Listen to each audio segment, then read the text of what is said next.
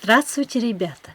Тема нашего урока – балет, единство музыки и танца. На этом уроке мы узнаем, кто участвует в создании балета и какие образы создавали композиторы в музыке балета. Балет, как и опера, неразрывно связан с литературой. Правда, в балете не звучат слова, однако замысел писателя в нем выражается через музыку и танец, жест и мимику. Это означает, что литература не всегда прямо звучит в музыкальном произведении. Читая историю о Щелкунчике, Золушке и Коньке-Горбунке, мы переживаем и радуемся вместе с их героями. Как иногда хочется нарисовать полюбившиеся персонажи, увидеть их в движении, ощутить их характер, звучание музыки в окружении красочных декораций. Балет открывает перед нами такую возможность. Ведь балетный спектакль не просто исполнение музыки, это результат совместного труда композитора, балетмейстера, художников, создающих костюмы и декорации, музыкантов, артистов балета. Балет является настолько ярким средством выражения образов, что нередко вводится в действие опер. Насколько многограннее стал образ поляков в опере Глинки «Жизнь за царя», после того, как композитор включил в нее балетный фрагмент «Польский бал».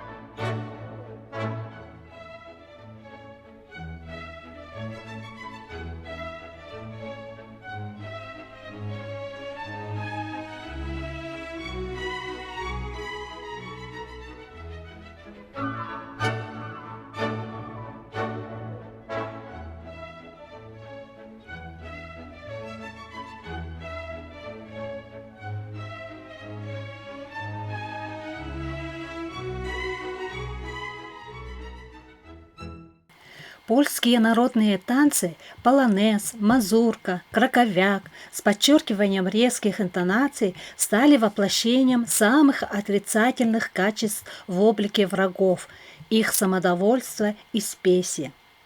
И как совсем по-другому, нежно и трепетно звучат мазурки Шопена. В них великий музыкант выразил поэтичность и мечтательность польского народа, способного создавать прекрасные мелодии и прекрасные танцы. Слушайте звучание мазурки Шопена, Как не похожа она на ту мазурку, в которой Глинка изобразил воинственных и самодовольных захватчиков. В музыке Шопена нет ничего резкого, грубого. В ней запечатлен как будто не танец, а полет легкий, почти волшебный.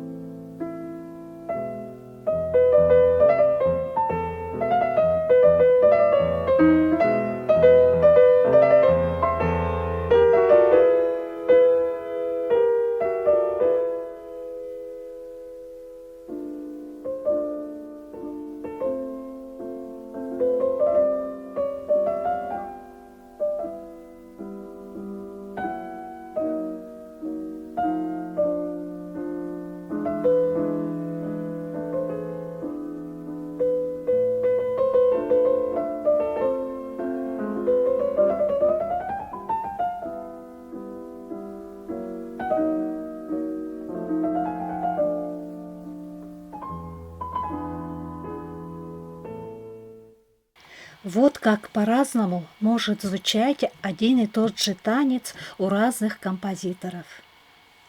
На этом я заканчиваю урок. До свидания, до следующих встреч.